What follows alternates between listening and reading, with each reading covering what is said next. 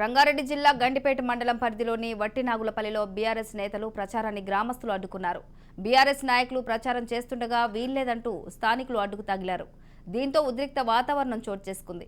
విప్రోలో భూములు కోల్పోయిన తమకు కేసీఆర్ న్యాయం చేయలేదని, ఇప్పుడు ఏ మొహం పెట్టుకుని మళ్లీ ప్రచారానికి వస్తున్నారని బీఆర్ఎస్ నాయకులను స్థానిక ప్రజలు నిలదీశారు. డబుల్ బెడ్రూమ్, దళిత బంధు రాలేదని బీఆర్ఎస్ నాయకులపై ఆగ్రహం వ్యక్తం చేశారు. ఎమ్మెల్యే వర్గీయులకే కేటాయించారని బీఆర్ఎస్ నాయకులను విమర్శించారు.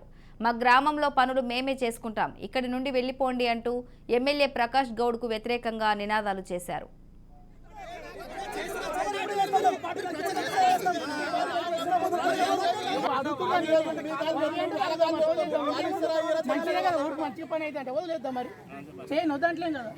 చేస్తాండి మంచిదే కదా.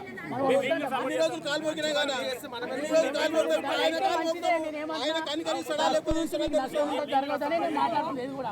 కాకపోతే మంచిదే కదా. ఇప్పటి నుంచి మేము మా దమ్ముడు మేము కాల్మోక్ చేసుకోవడం మీరు అవ్వాలి.